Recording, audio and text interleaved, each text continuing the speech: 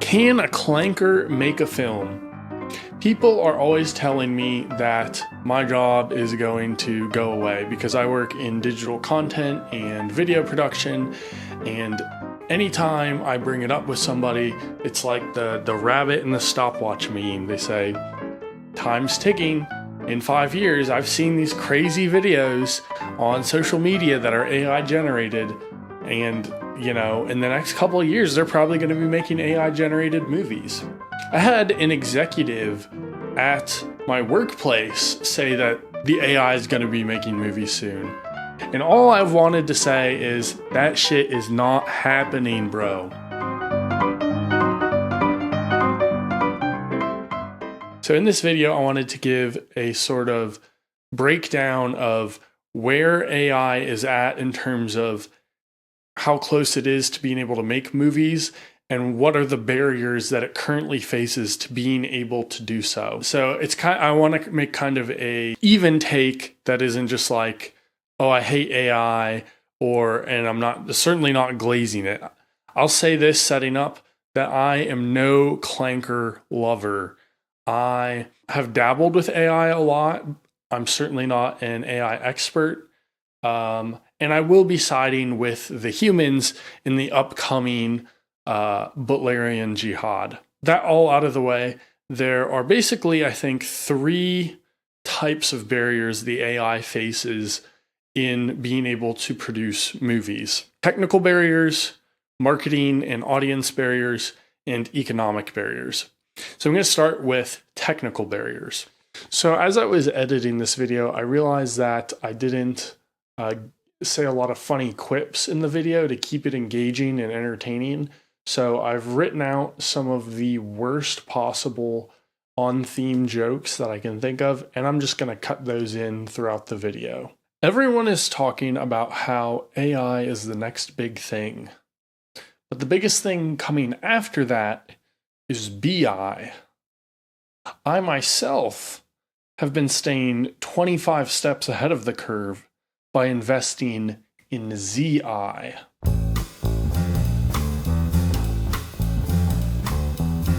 The first thing is photorealism.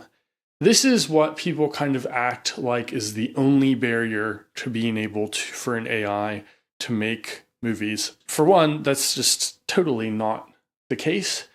And for 2, people have a warped perception of how good AI is at being photorealistic. And the big factor to blame is the fact that 99% of the time, people are looking at AI-generated content on their phones. This is basically what is propping up the AI industry, at least in terms of visual generation in general. The screen size you view something on makes a huge difference in how well you're able to discern detail. For instance, when I was in college making short films, I filmed a film that was 8 minutes long, and all we had was just like our SLR camera and just the 3-inch screen on the back was all we were using to check the footage. And in that film, we had, 3 or 4 shots that were majorly out of focus. And, we weren't able to reshoot, so they were just in the film. Then later on, for my next film, which was about 20 minutes long, way more shots, I got a little monitor. I think this is a 7-inch monitor. So it's not crazy bigger, but it made a huge difference. Every shot, we were able to accurately check whether it was in focus or not. Another example of this is a YouTube channel called Corridor Digital. They recently celebrated, I think 15 years or something, anniversary of their channel. And in that video, they talk about how the kind of concept behind their channel is that a couple of guys may not be able to make special effects good enough for a movie, but most people are going to watch YouTube videos on their phones, and they're good enough to hold up on that size of screen.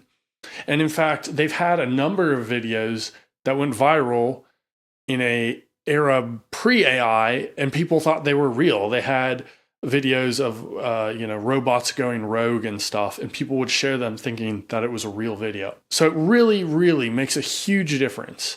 Next time you look at a piece of AI content and think, wow, that I can't even tell, put it on your TV or put it on a big computer screen.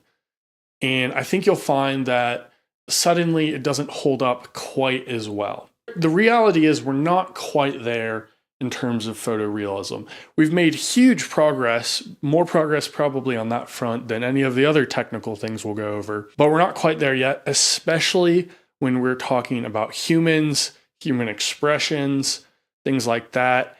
It really is rough from what I've seen and what I've played around with. And that's really something that's of core importance to a movie is expression. Like that's why you need talented actors.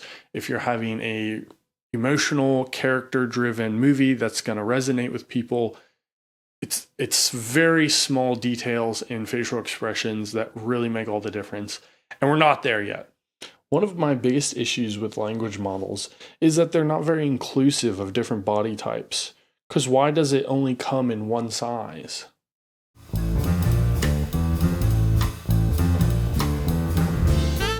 The second technical barrier is length of clip that generative AI is able to create. Currently, the best platforms are able to generate up to about 30 seconds, I think, which again is a big increase from what it started at, but still has a long way to go. Most movies will have a shot or two that's 1 to 2 minutes long. And as something I'll talk a little bit more about with other aspects of the technical development, you could say that, oh, well, movies will just have to change that norm. They'll just have to have all their shots be under 30 seconds to conform with the AI tools. But the people who are going to be using these tools, creative visionaries, people who have the stories they want to tell and are going to use AI as that tool, theoretically, they need to have the freedom to kind of do what they want. And if they can hire a traditional crew and they can do long takes versus using the AI tool and they're facing this restriction, the more restrictions they have, the less likely anybody is to choose to use that tool to tell a story. And 1 to 2 minutes is just sort of an average. Obviously, there's a lot of films where they want to have a really long take. It's 5 minutes long or 10 minutes long or even longer. And the AI just can't handle that right now. I tell you, artificial intelligence is some scary stuff. What's next? Artificial limbs? Artificial tears? Artificial colors and flavors? You let them take an inch and they'll take a mile. Before long, the whole world's going to be made in a lab.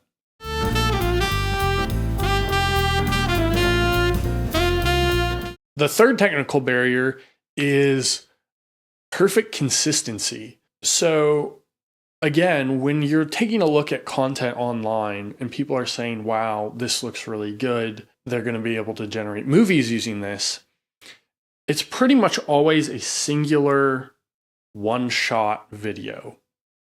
If you're going to have a movie, you have to have, well, multiple shots in a row that build into a scene and multiple scenes that build into the full movie. And what that means is you need to be able to generate the same characters looking exactly the same from different angles in different conditions throughout the full film. And same with props, same with locations. The AI needs to be able to think, okay, we've got the close-up here, we've got the wide shot here, we've got an over-the-shoulder, we're hitting it at different angles, and the location makes sense and stays consistent no matter what angle we're looking at it from. And I think that is going to be a really big barrier. From some of the films that I've watched generated with AI, that's something they struggle with a huge amount. A lot of times, it just doesn't even really make sense, like what is going on, the way the different shots are edited together, because they're totally inconsistent. What's the difference between my friend Al and AI? Serif.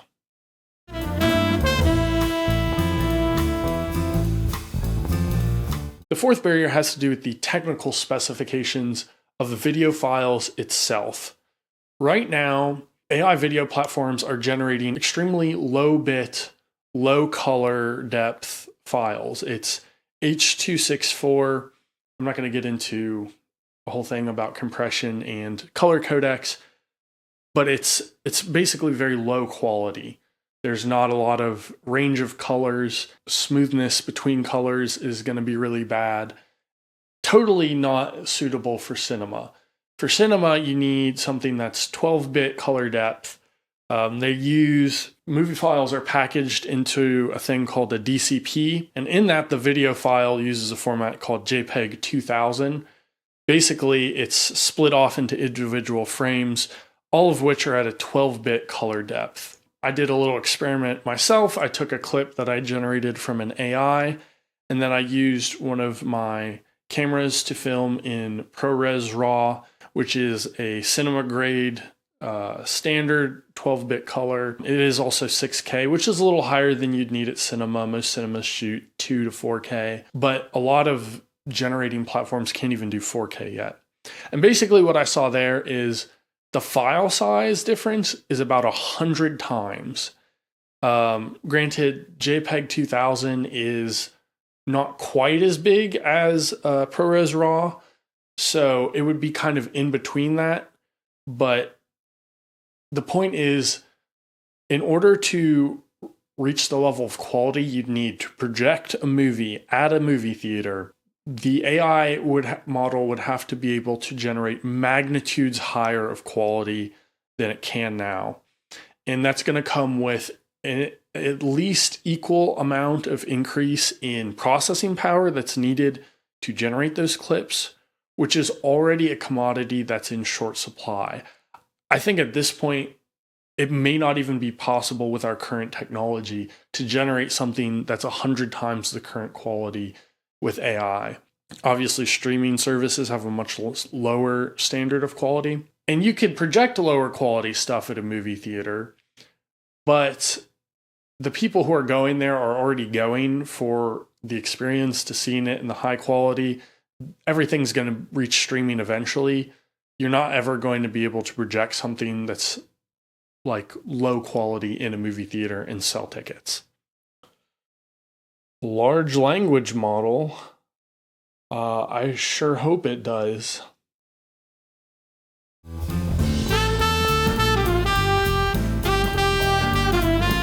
And then finally, and I think this will also be one of the biggest hurdles to overcome for the AI, is it needs to be free from creative restrictions. And I think this is definitely the thing it's the furthest from. You need to be able to tell it what you want. If you're a creative, you've got a creative vision for your story and for your visuals, and you tell it what you want, it has to be able to deliver perfectly.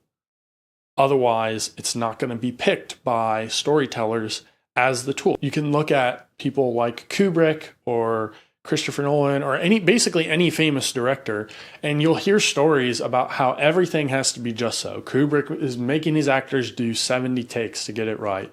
Christopher Nolan actually blows up the plane in real life. It's simply not going to get picked as the tool that people use to tell their stories if it can't accurately bring your vision to life. If you say, all right, I've got this scene in my head and I want the room to be green, and that means something that's for the story, the AI has to be able to do that.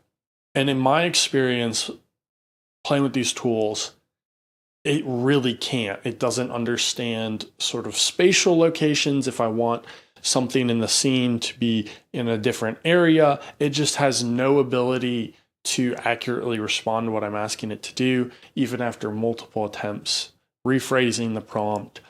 I've had a lot of instances of it actually doing the exact opposite thing that I ask it to do. And like I said at the beginning, I'm not an AI expert. I'm not a Clanker lover. And I know there's people who are like prompt engineers, losers. and there's sort of there's a whole technical art to it.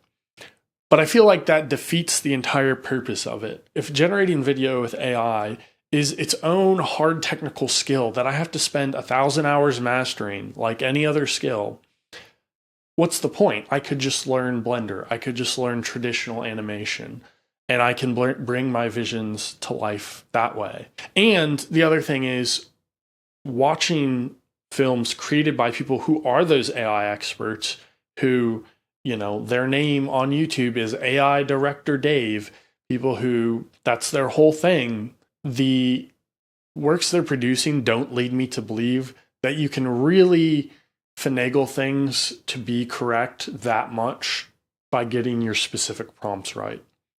So let's say that the AI is able to hit all of these barriers that I've talked about. It's able to meet all of those technical requirements. Because really, it's all speculative. You can debate about whether you think it will or it won't. You can look at its progress so far. Maybe it does, maybe it doesn't. Well, let's say it does, and we get there, and a director says, okay, this tool can generate my movie.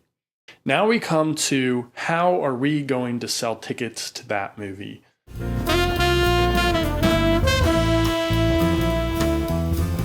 And the first issue you're going to hit is CGI fatigue and authenticity. Even before AI was a thing, within the past 5 to 10 years, audiences are already getting fatigued with inauthenticity between people being fake and acting fake on social media, a lot of just like super CGI Marvel slop movies. People have been craving more and more authenticity, more authentic, more human feels to things. And AI is just even more than CGI is the total opposite of that. So you're already kind of creating something that is not what people are looking for. Don't you hate it when you walk into a room where someone just sprayed Febreze? It's kind of unnatural and not really nice, more like artificial and smell-agents.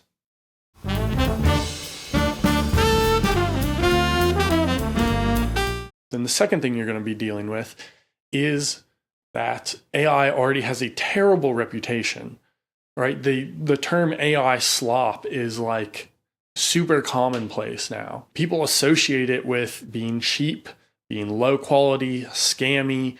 It's what they see on social media. It's not what they see as a good product, right?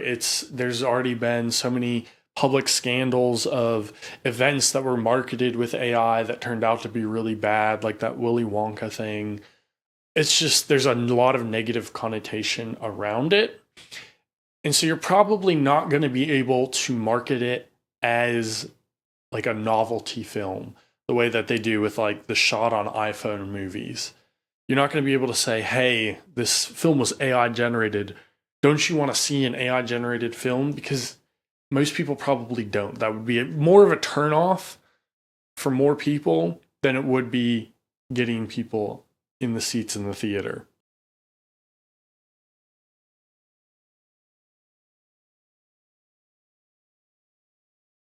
All the hobgoblins who run AI companies are spending trillions to try to create the AI singularity. Have we maybe considered that they're so obsessed with the singularity because they have no bitches? They're obsessed with the singularity because of their singularity.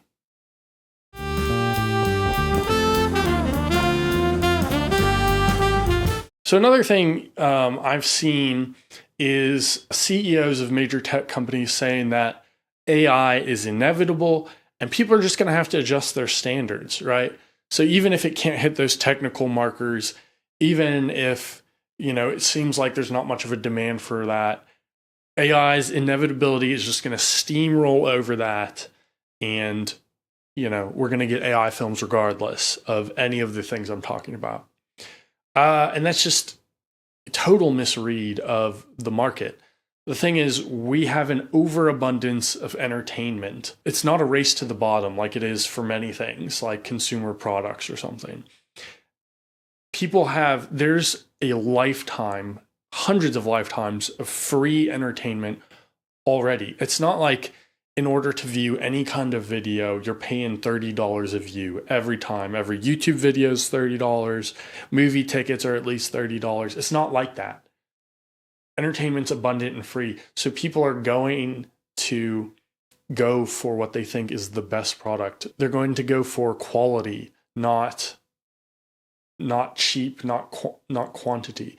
Even if you could tell somebody, oh, well, our AI movie was so cheap, the movie ticket is only $5 versus $10 or $15. I doubt you'd get people out of their homes to go see it, even though you're offering it cheaper. There's just so much out there that you're not going to be able, you couldn't give the AI slop away, basically.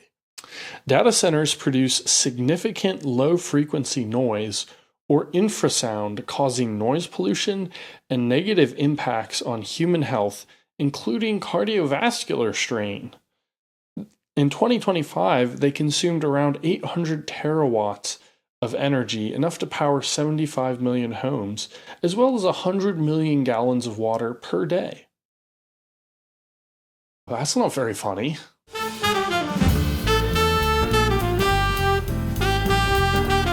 And then the final thing with marketing and audiences is you're going to market your movie. You're sitting down with your marketing manager. She says, what do you have for me? What are we putting out there to drum up interest in this movie? Because if you have an AI generated movie, you have no actors to grow on a press tour, nobody to go do a wired autocomplete, nobody can do GQ breaking down famous roles, nobody's going on Hot Ones. You don't have any of that. You have no behind the scenes, no sneak peeks, no, hey, look, we put Tom Cruise on this plane for real. Hey, look, we actually flooded a whole warehouse with 50,000 gallons of blood. Like, that's what drums up interest in films. That's the current zeitgeist of film marketing, is talking about how it was done. Like, that's as important as the actual movie itself in terms of marketing. With AI, you have nothing. You've just got some guys hunched over a desk typing away at their keyboards. It's not exciting. There's no story behind it, right? That's when you're marketing something, you're telling a story.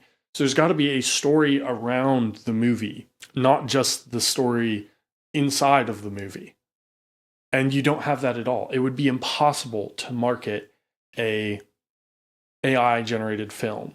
I'm sure there's AI bros will say, oh, you can just, you'll have our like that one thing that was viral a little bit ago, the AI actor, and the AI actor will go and do interviews. But it's all fictionalized. The whole point of actors is you see them in a non-fictional setting and you kind of develop, that little bit of a parasocial relationship with the actors. That's one of the biggest things that gets people to go see movies is the actors starring in it, the real life people. Like, they don't pay Dwayne "The Rock" Johnson $50 million for his incredible acting skills. They do it because he's got a big following on social media. People know kind of who he is as a person and feel that kind of connection. And so when he has a movie, because of that connection, they're going to see the movie. You're not going to have that with AI. It's just not happening. And I think I've said this about everything so far. This is like truly an insurmountable barrier. Like, between the craving for authenticity and just like absolutely no way to market it. It's just, it's mind-boggling that anybody thinks that this is going to be a thing ever. As an AI language model, I cannot help you with that request, said ChatGPT promptly. All right, and finally, we're going to get down to the economic barriers. So the first one is simply that, kind of what I mentioned earlier with the abundance of entertainment, the movie industry is not a race to the bottom. It's not about how cheap can you make a movie. In fact, it's actually the exact opposite.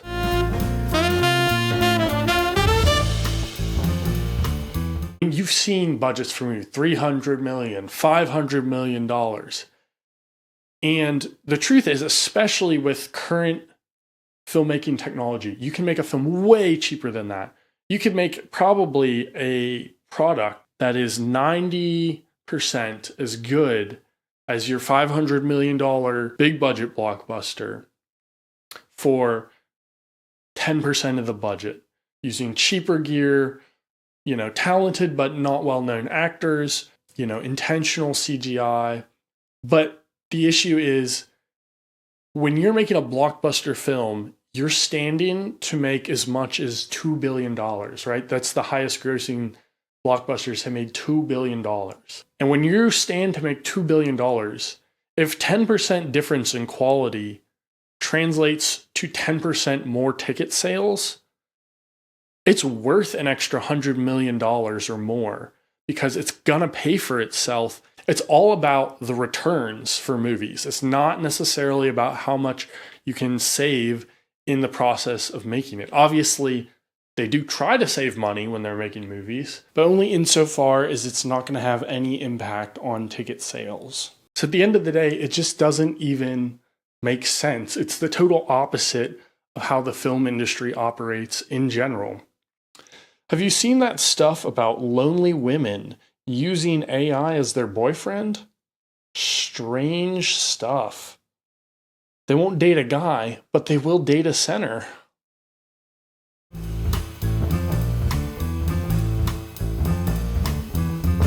The second economic barrier is basically AI as a technology that's evolving is competing with other technologies in traditional film industry that are also evolving. Cameras are getting insanely good and insanely cheap. Camera manufacturers are basically running out of features to put into a camera. And the quality is already so far beyond what a human eye can even discern, right? When they're coming out with 16K cameras, like, it's ridiculous. You could get a camera that can shoot cinema grade footage for under $1,000. And yet the multi-trillion dollar AI industry is trying to compete with that and be better and cheaper. So that's going to be an additional economic pressure that's put on the AI. My friend is a genius at painting government officers. Call that artificial intelligence.